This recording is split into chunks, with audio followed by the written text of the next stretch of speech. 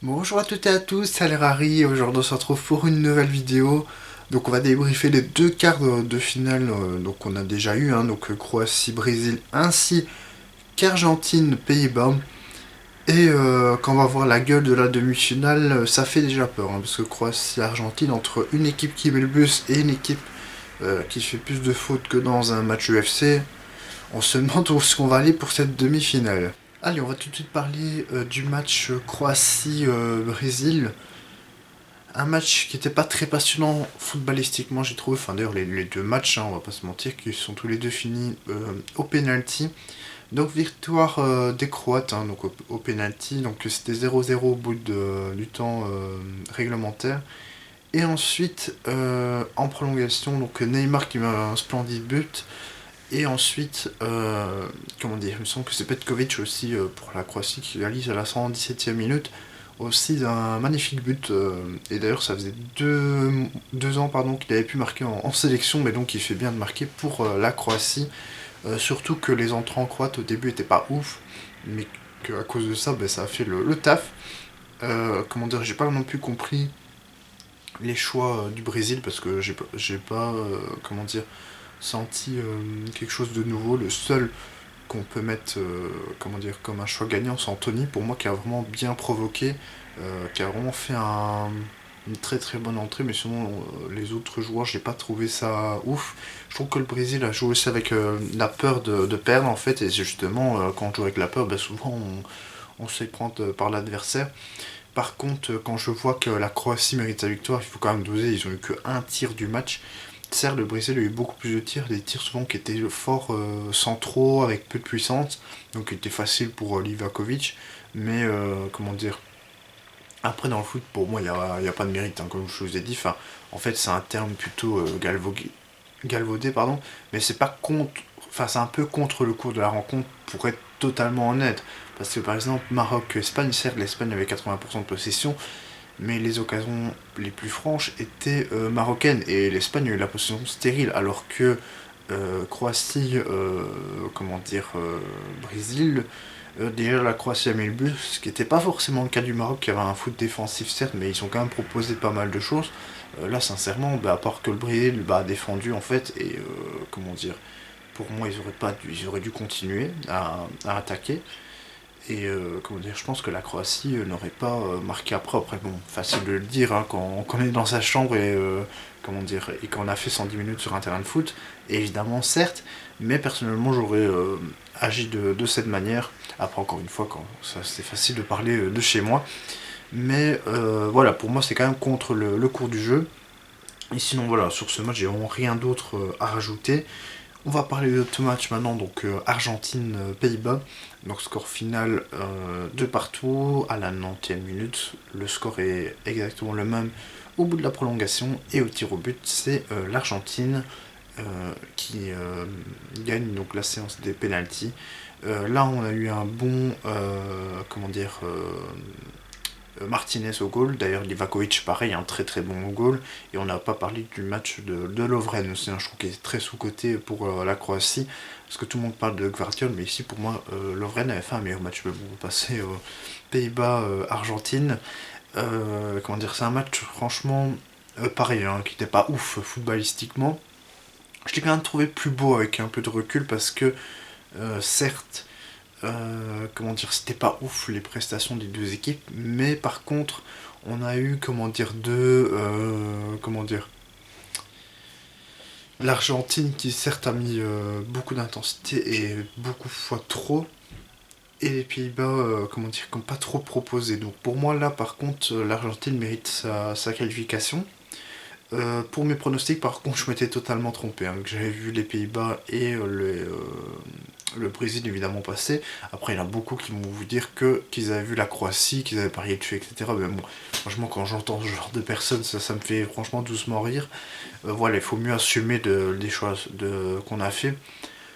Plus sincèrement, par contre, oui, il y a Pays-Bas-Argentine. Moi, il y a un truc que j'ai pas compris sur tous les débriefs que j'ai regardés qui n'a pas été mentionné, c'est l'arbitrage. Ça, c'est pas possible, monsieur Laoz, de faire autant de fautes d'arbitrage dans le match.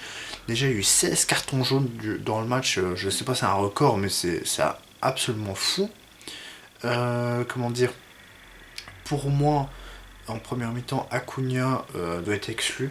Sur la faute sur Dumfries, c'est une rouge directe, c'est pas jaune. Hein. Franchement, il y a comment dire, aucune intention de jouer le ballon, c'est dangereux.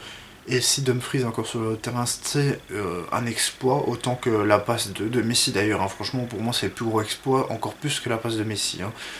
Sur le but de Molina, d'ailleurs, très, très beau but de l'arrière droit. J'ai réfléchi, c'était gauche ou droite, mais oui, c'était bien droit argentin. Donc ensuite Messi qui met le penalty provoqué par Acuna qui pour moi aurait dû être exclu en premier temps comme je vous ai dit sur la faute sur Dumfries. Et ensuite donc les Pays-Bas qui reviennent avec Wout Weghorst. Comment dire, par deux buts, le deuxième but magnifique, hein, franchement un coup franc, comment dire, il fait une petite passe près du mur et Weghorst finit pour le deuxième but. Le premier c'est un but de la tête. Le but aussi, donc le deuxième but sur coup franc, il avait déjà fait du côté de Wolfsburg il y a 2 ans. Donc comment dire, il est peut-être habitué. Franchement, ça peut, enfin ça a trompé la défense argentine. Et par contre aussi, il y a une phase, mais là par contre, comment on ne peut pas prendre rouge déjà donc là je vais parler de Paredes en deuxième mi-temps. Déjà pour moi le tacle c'est rouge.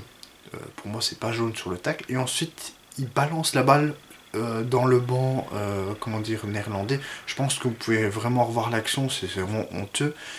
Par contre, ce qui est aussi honteux et qui est très peu souligné, c'est l'attitude de Van Dijk. Après, je comprends, parce que bon, ce que fait Paredes, personnellement, ça se fait pas, et pour moi, il ne doit pas être exclu un match, sincèrement, après ce qu'il a fait. Mais, comment dire, c'est pas possible, comment dire, que Van Dijk aussi fasse ça. Après, bon, Paredes s'en rajoute aussi, mais il devait au moins prendre. Enfin, il a pris une jaune, certes. Je comprends l'énervement de Van Dijk, hein, parce que franchement, faire ce genre de choses de Paredes, c'est pitoyable. Mais pour moi, il limite un coup de boule. Après, Paredes, je trouve, en rajoute aussi. Cette action-là, je vous avoue que je l'ai pas vu beaucoup. Pour moi, Van Dijk méritait aussi une rouge. Après, dites-moi en commentaire, enfin pour ceux qui vont regarder la vidéo, si ça méritait rouge ou pas. Bon, Paredes, c'est sûr, il n'y a pas de doute, c'est incontestable. Bon, même pour moi, le tacle, mais de toute façon, les deux actions combinées méritaient rouge. Et même après, il fait encore des fautes inutiles. Sincèrement, non, j'ai pas compris. Donc, les entrées des Pays-Bas ont fait beaucoup de bien. Les entrées du côté argentin, par contre, pas trop. Même si Lautaro réussit le cinquième tir au but, bon, il n'a pas encore montré beaucoup, mais après, il est rentré. Je sais. Ouais, si, non, il a quand même joué pas mal de temps. C'est Di Maria qui est rentré en prolongation. Comment dire, il y a Petzela aussi qui a provoqué le deuxième coup franc, pas ouf non plus. Paredes est rentré, pas ouf non plus. Non, sincèrement, j'ai pas compris les changements argentins. Et par contre, il y a Acuna, c'est sûr qu'il va être exclu pour le match contre la Croatie. Et il y a Montiel aussi, hein, qui avait remplacé Molina, qui va aussi être exclu pour le match contre la Croatie. Donc c'est quand même deux pertes, hein, du côté de l'Argentine. Donc pour la demi-finale, il faudra composer avec ça. Et pour moi, par contre, c'est plus mérité, hein, comme je vous ai dit. Pour moi, l'Argentine a eu un jeu très, très haché. Il mériterait de finir à 9 contre 10. Après, c'est plus un 9 contre 11. Hein, parce que pour moi, Van Dijk, c'est peut-être pas sûr. Hein, comme je vous dis, j'ai pas encore vu assez la phase pour me faire un avis, comment dire, défini. Pour moi, il doit prendre rouge pour un peu égaliser, je veux dire. Mais pour moi, comment dire, en fait, c'est aussi la réaction que Paredes fait n'importe quoi sur le terrain. Et il doit prendre rouge, c'est sûr et certain. Et que pour moi, Acuna en premier temps, c'est aussi une honte. Hein, parce que franchement, le tact qu'il met, sincèrement, Dumfries, il a pas fait un très bon match. Mais après ce tact, je comprends encore plus pourquoi. Quoi. C'est pas anodin. Et non, sincèrement, je suis vraiment déçu des deux matchs qu'on a vus.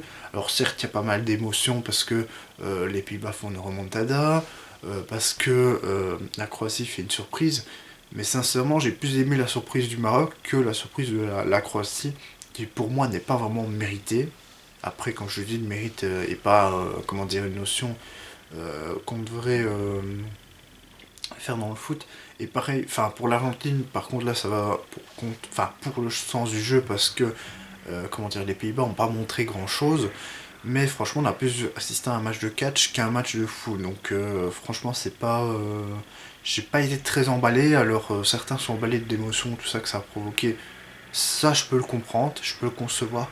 Mais je suis quand même assez déçu du niveau footballistique pour 2 quarts de finale de Coupe du Monde. J'espère que ça sera mieux aujourd'hui avec le Maroc-Portugal et après l'Angleterre-France. Et franchement, j'espère que c'est une équipe qui va jouer aujourd'hui qui va gagner la Coupe du Monde. Parce que sincèrement, si c'est l'Argentine qu'on a vu qui a jamais été comment dire, convaincante, ou bien alors si c'est la Croate qui vont être le bus derrière et ensuite faire des contre-attaques, à un moment donné, je veux bien que on peut avoir tous les foot possibles, mais comment dire, le Chelsea 2013, sincèrement, on n'en peut plus quoi. Franchement, à un moment donné, comment dire, la Croatie, on n'en pouvait plus, sincèrement, de voir ce match. Et pareil pour l'Argentine, hein, franchement, c'est un peu une honte, je vais pas vous mentir, c'est un peu une honte pour le football ce qu'on a vu hier. Après, par exemple, l'Espagne qui a 80% de possession mais qui fait pas de passe, on peut considérer ça aussi comme honteux, hein, comment dire, rompiche. Mais pour moi, c'est aussi rompiche de voir un match avec, comment dire, autant de cartons jaunes. Franchement, et pas, en fait, on a vu assez peu de foot. Et heureusement qu'il y a peut-être eu Messi hier soir aussi. Parce que j'en ai pas encore parlé, mais heureusement qu'il y a Messi qui met son penalty et qui fait la passe en première mi-temps. Parce que sinon, cette équipe d'Argentine est très très pauvre en termes de créativité. Donc ça, c'est aussi inquiétant pour la demi-finale. Voilà, je vais plus trop m'éterniser, hein. Voilà, j'ai dit tout ce que je devais dire sur le match. J'espère que la vidéo vous a plu et moi je vous dis salut.